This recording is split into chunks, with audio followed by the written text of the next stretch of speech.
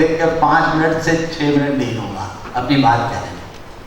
वर्तमान सरकार में 3 मंत्रालयों का डॉक्टर महेश शर्मा नियंत्रण करते हैं। ये अपने आप में बहुत बड़ी बात है। पहली दफा सांसद बने और पहली दफा ही 3 मंत्रालय उनके हाथ में।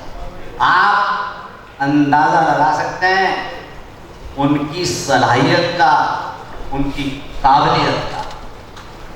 आदरणीय डॉक्टर महेश शर्मा जी वर्तमान सरकार में 3 मंत्रालयों को नियंत्रण करने वाली महान शख्सियत को देश के सभी राज्यों से आए हुए पान वाले, पान विक्रेता, पान व्यवसाय, पान उद्योग से जुड़े सभी लोग जो फैक्ट्रियों का संचालन करते हैं, इस कारोबार के लिए फूल, सुपारी, लौंग, खोपरा, इलायची, कत्था, मेंथल जैसी वस्तुओं का उत्पादन करने वाले हमारे महान किसान, जो कत्थे चूने को पीस करके उनको शक्ल में, दूसरी शक्ल में चेंज करके बेचने वाले, इसके अलावा पाउच का निर्माण करने वाले, इस उद्योग के लिए बड़ी बड़ी मशीनों का निर्माण करके करोड़ों लोगों को रोजगार जुटा करके देने वाले, अरबों रुपए का राजस्व जुटाकर सरकारी खजाने तक पहुंचाने वालों की ओर से मैं यहाँ आज आपका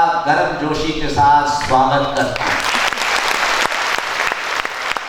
मैं आपको बताना चाहता हूँ कि इस प्रांगण में जहां आपकी कर्म भूमि नोएडा के पान वाले, जिन्हें आज तक 35 वर्षों में यानी नोएडा के जन्म के बाद से न तो एक भी पक्की दुकान मिल पाई है, ना ही रहने का मकान।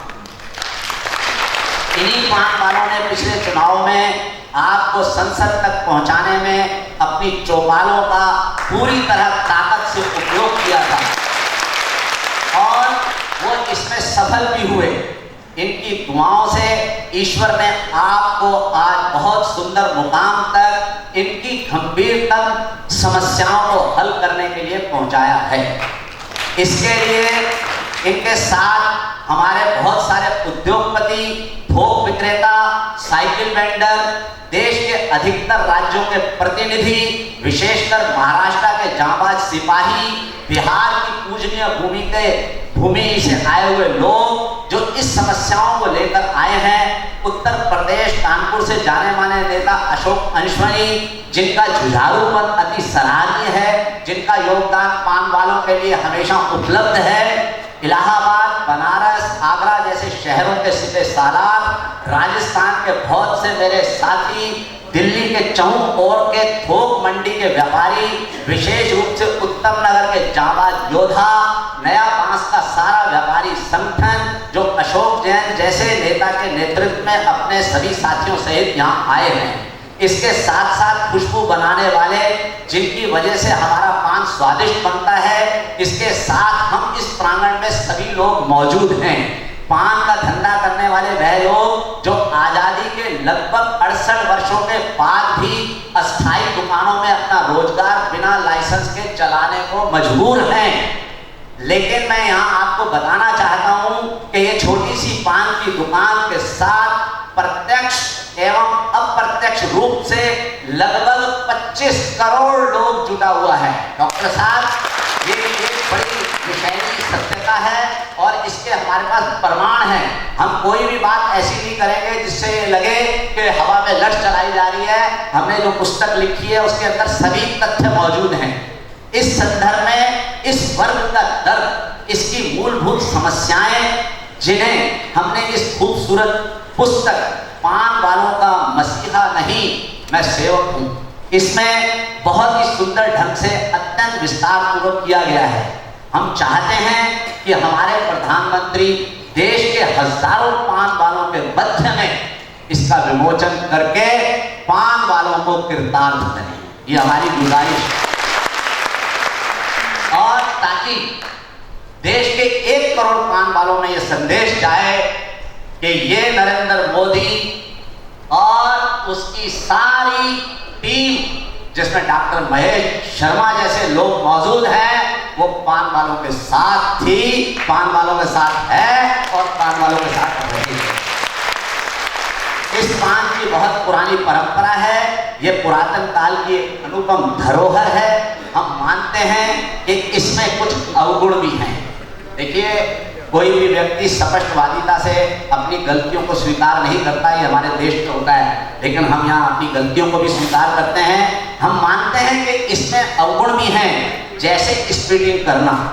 इसके इस दोष ने इसे बहुत ज़्यादा बदनाम किया है, लेकिन हम यहाँ पे बताना चाहते हैं कि हमने इस पर बिना किसी सरकारी मदद के बहुत गंभीर शोध करके किसी हद तक इस कमी को दूर करने का सार्थक प्रयास किया।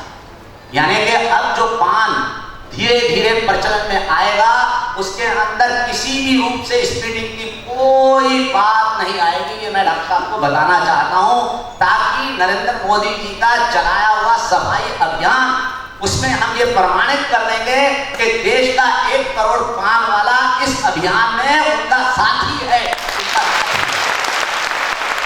जिसके कारण प्रधानमंत्री द्वारा चलाया गया देशव्यापी स्वच्छता में इस वर्ग को भी सराहनीय, इस वर्ग की भी सराहनीय भूमिका होगी।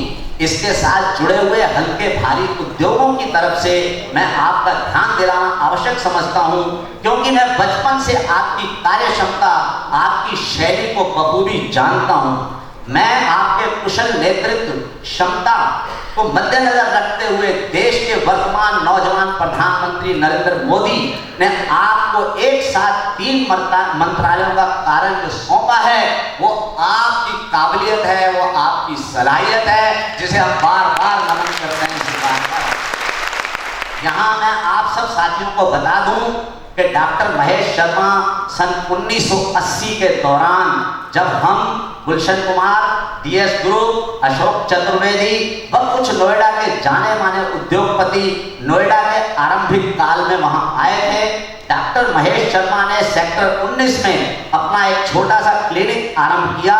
उस क्लिनिक की विशेषता ये रही कि यहाँ आने वाले छोटे बड़े गरीब अमीर मरीज डॉक्टर साहब के मृदुल स्वभाव से ही आधे ठीक हो जाते थे।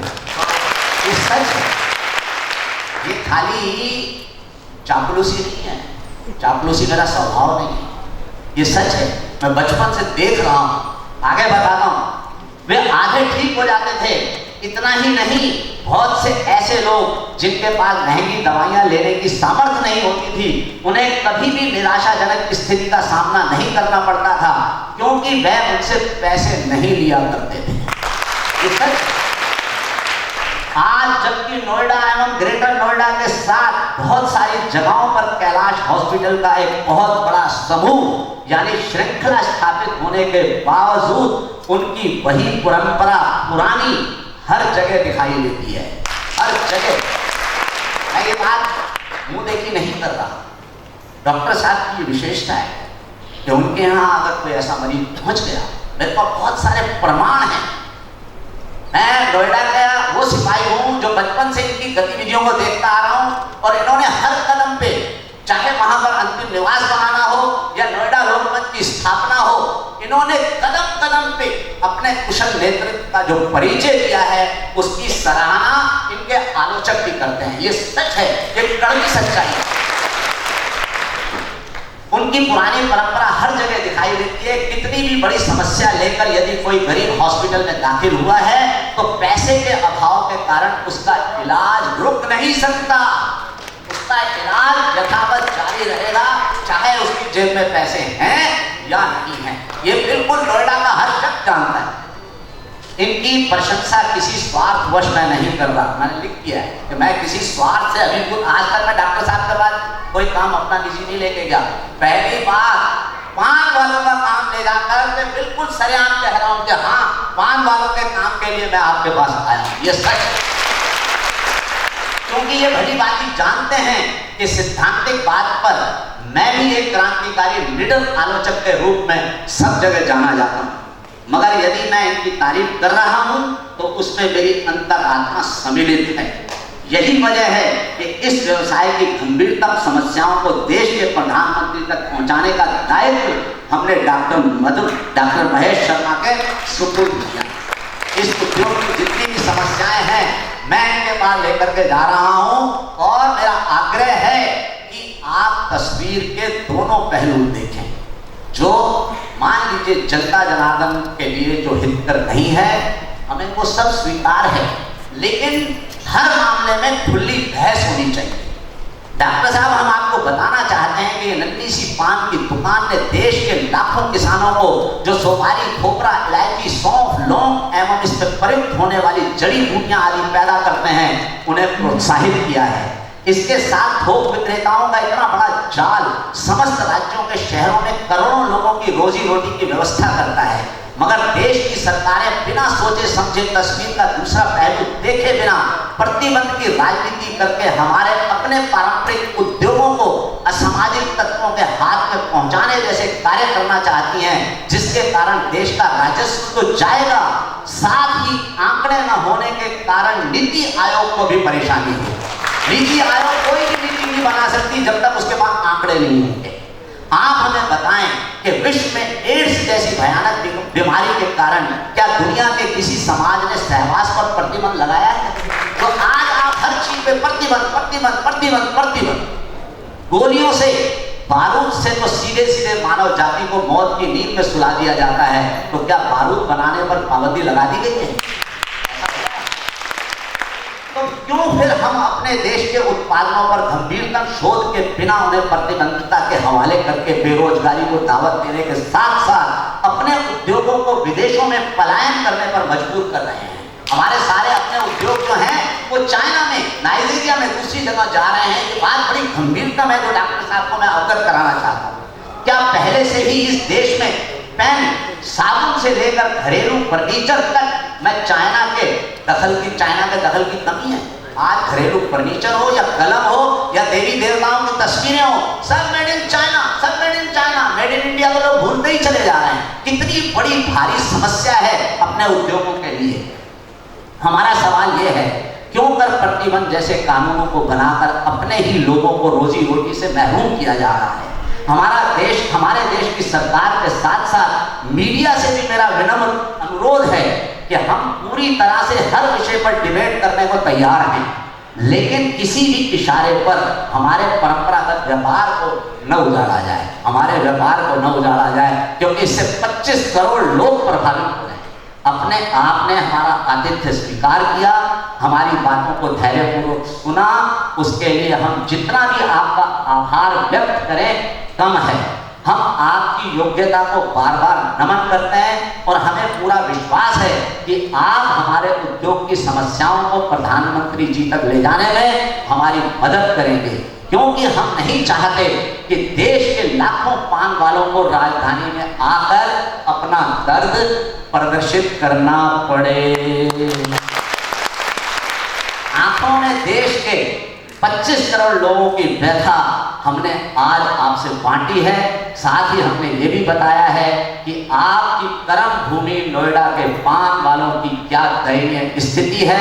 हम पान वाले सारे देश में आपके जांबाज सिपाही के रूप में समर्पित भावना से जुड़ने को उत्सुक हैं, लेकिन स्वार्थवश बदले में धरती की पहली प्राथमिकता, क्योंकि रोजी रोटी की समस्या होती है, उसके समाधान हेतु आपका आश्वासन अपने कर्णधारों से, उसका आश्वासन अपने कर्णधारों से न मांगे तो किससे मांगे? अपने माता पिता से तो बच्चा मांगता है या किसी और से जाता है मांगने के लिए? बताइए आप, किससे मांगता है?